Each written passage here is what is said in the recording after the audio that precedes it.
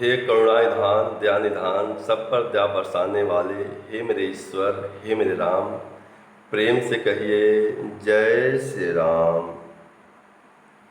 परम पिता परमात्मा ईश्वर भगवान प्रभु राम जर्रे जर्रे में हैं, कण कण में हैं।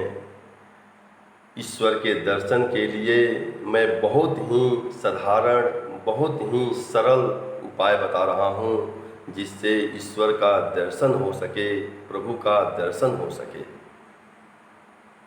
ईश्वर के दर्शन के लिए हमें भाव की आवश्यकता है। किस चीज़ की आवश्यकता है? भाव की आवश्यकता है।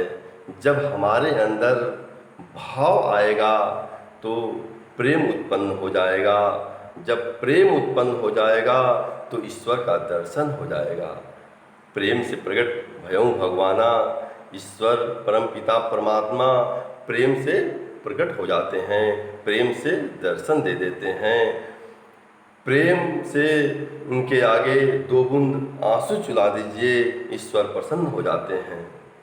ईश्वर को प्रसन्न करने के लिए फूल, अगरबत्ती, गुगुल, लोहबान की आवश्यकता नहीं है। अगर ईश्वर इससे प्रसन्न हो जाते तो हम सारी अपनी धन संपत्ति से फूल, खाड़, अगरबत्ती, धूप, गुगुल, लोहबान खरीद कर एक ही बार जला देते और ईश्वर प्रसन्न हो जाते। वरदान के रूप में हम विश्व का सबसे धनी व्यक्ति हो जाएं, यही वरदान मांग लेते। लेकिन ईश्वर इससे प्रसन्न नहीं होते हैं। ईश्वर को प्रसन्न करने के लिए भाव की आवश्यकता है। जब भाव हमारे अंदर आ जाएगा तो प्रेम उत्पन्न हो जाएगा, और जब प्रेम उत्पन्न होगा तो निश्चय ही आपके आंसू टपकने लगेंगे और ईश्वर प्रसन्न हो जाएंगे, ईश्वर खुश हो जाएंगे और ईश्वर का दर्शन हो जाएगा। ईश्वर का दर्शन के लिए यही एक रास्ता है, यही एक उपाय है। एक बार की बात है, दुशासन द्रौपदी का केस पकड़कर भरी सभा में घसीटते हुए लेकर चला गया, और वहाँ पे उस सभा में द्रोणाचार्य, कृपाचार्य, गंगापुत्र भीष्म, दानवीर कर्ण, गांडीवधारी अर्जुन, गदाधारी भीम, ऐसे ऐसे योद्धा थे जिसके आगे इंद्र भी नहीं टिक सकते थे।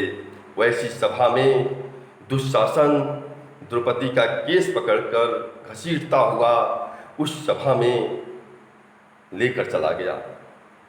द्रौपदी सबके आगे रोती रही, गिलगिलाती रही, चिल्लाती रही अपने इज्जत, अपनी प्रतिष्ठा बचाने के लिए। लेकिन जितने भी योद्धा थे सारे अपना सर झुकाकर नीचे की तरफ पड़े रहे। किसी ने उसकी इज्जत नहीं बचाई, किसी ने उसकी लाज नहीं बचाई। उस समय द्रौपदी कृष्ण को बुला रही है, केशव को बुला रही है, उनको पुकार रही है, लेकिन वो भी नहीं आ रहे हैं। और अपने रुक्मणी के पास पड़े हुए हैं और रुक्मणी से कह रहे हैं कि मेरी बहन का इज्जत जा रहा है, लेकिन मैं बचा नहीं पा रहा हूँ। तो रुक्मणी एक ही शब्द कहती है कि वहाँ पे कोई संत नहीं है क्या? तो कृष्ण भगवान क्या कहते हैं? वहाँ तो एक संत है, लेकिन उसका ध्यान वहाँ नहीं जा रहा है।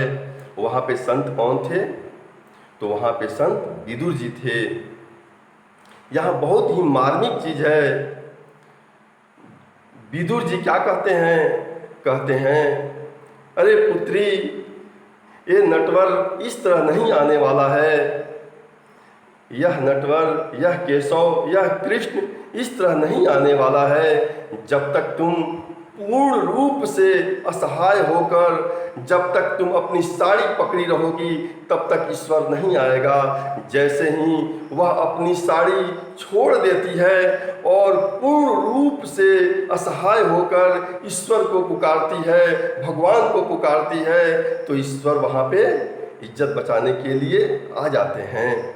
और वैसे वैसे दुशासन अनेकों आते और चीर खींचते रह जाते। लेकिन चिर वह समाप्त नहीं होता। तो वहाँ पे किस चीज़ की आवश्यकता है? भाव की आवश्यकता है। और ईश्वर को बुलाने के लिए, ईश्वर के दर्शन के लिए पूर्ण रूप से असहाय होकर जब ईश्वर को बुलाओगे तो निश्चय ही ईश्वर आएगा, इसमें कोई संदेह नहीं। तुम जब तक अपनी शक्ति लगाए रहोगे, जब तक द्रौपदी अपनी शक्ति लगाई हुई थी, जब तक अपनी साड़ी पकड़ी हुई थी, तब तक ईश्वर वहाँ पे लाज बचाने के लिए नहीं आए। और जैसे ही वह अपनी साड़ी पकड़ी हुई थी तब तक नहीं आए, और जैसे ही वह अपनी साड़ी छोड़कर पूर्ण रूप से असहाय होकर ईश्वर को बुलाती है, परमपिता परमात्मा को बुलाती है, केशव को बुलाती है, कृष्ण भगवान को बुलाती है, तो वहाँ पे कृष्ण भगवान आ जाते हैं और दर्शन देते हैं और उसकी इज्जत बचा लेते हैं। वैसे वैसे दुशासन, अनेकों दुशासन आते और चीर खींचते रह जाते, लेकिन वह चीर समाप्त नहीं होता। तो ईश्वर के दर्शन इस तरह होते हैं। भाव की आवश्यकता है। जिस तरह सौरी माता में भाव था, प्रेम था, तो ईश्वर दर्शन दिए। ठीक उसी तरह जब हमारे अंदर भाव आ जाएगा, प्रेम आ जाएगा, तो ईश्वर निश्चय ही दर्शन देंगे, इसमें कोई संदेह नहीं है। प्रेम से कहिए जय श्री राम।